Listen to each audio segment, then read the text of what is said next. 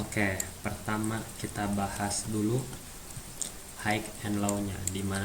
Dimana pertama-tama sebelum kita untuk area entry atau untuk ambil posisi, kita harus tentukan dulu high and low-nya, dalam artian market structure-nya. Contoh di daily seperti ini, kita sudah melihat high and low-nya, kita tandain dulu. Ini high-nya, low-nya di mana? Nah, low-nya di sini. Karena ini udah diambil low-nya, jadi pindah di mana? Jadi pindah ke sini low-nya, low validnya. Nah, di sini ada high juga, ya kita tandain high-nya biar gak pusing ya. Nah, high-nya udah keambil sama ini. Nah, high-nya udah keambil sama ini. Lanjut, low-nya di mana? Yang tadinya di sini, jadi pindah di sini. Nah, gitu. Jadi ketika high ini belum diambil, ini masih valid high-nya. Kenapa? Karena belum diambil. Kita lihat dari atas ini. Oke, kita garisin ya. Dari atas ini dia ke bawah, lalu dia ke atas. Nah, ini jadi low-nya, ini jadi high-nya. Ketika low ini di break sama yang high di sini, jadi pindah low-nya ke sini.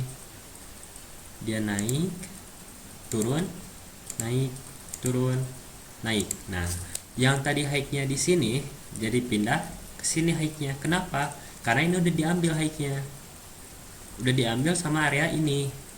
Nah, low-nya di mana? Ini tetap masih jadi low valid karena belum diambil. Kita pindah low-nya kemana? Jadi di sini low-nya.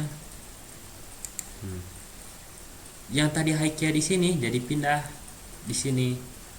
Low-nya pindah jadi di sini. Kenapa pindah?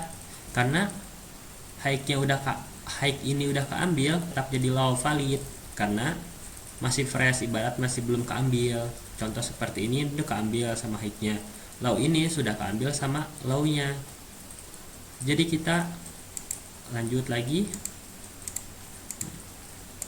Ini belum keambil high-nya, berarti masih apa? Masih valid high-nya. Nah, ini low-nya, low-nya juga masih valid karena apa? Karena belum diambil. Nah, gini. Kita tandain dulu high and low-nya. Ini high-nya, ini high-nya, ini high-nya. Nah, low-nya di sini berarti. Kita satu-satu dulu ya, jangan dulu langsung ke TS, MSS, fair value gap, dan OB. Jadi kita tentuin dulu high and low-nya dulu. Nah, ini untuk contoh daily seperti ini kurang lebih. Kita lihat di sininya. Nah, oke.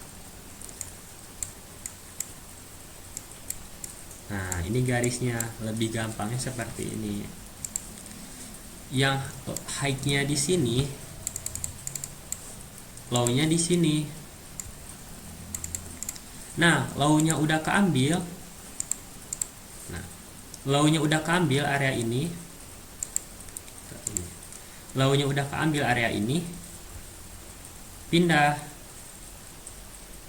Jadi di sini low-nya kenapa pindah? Karena udah keambil low-nya. Dan ketika dia ke atas dulu, nah ini kan low-nya, ini ke atas dulu.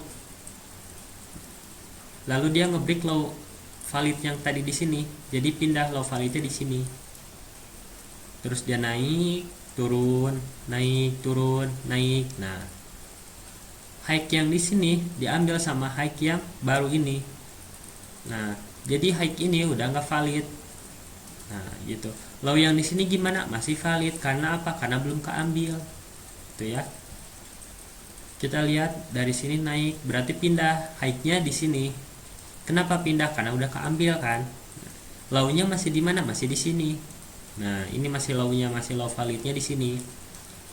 Dia turun.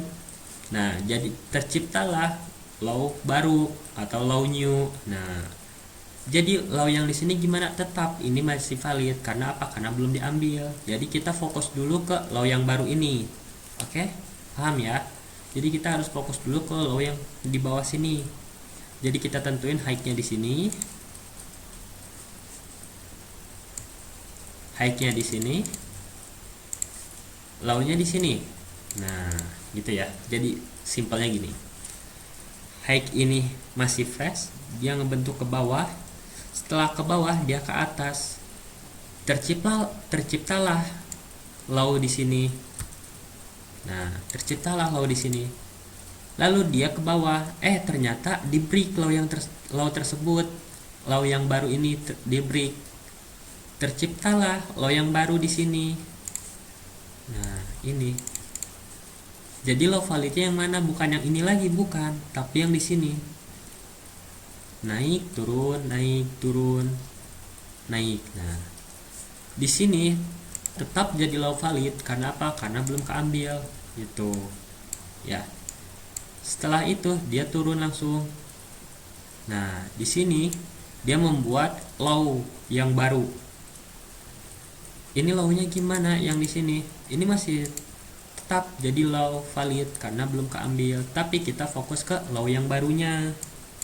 Nah, gini ya. Jadi contohnya high and low itu seperti ini gitu ya.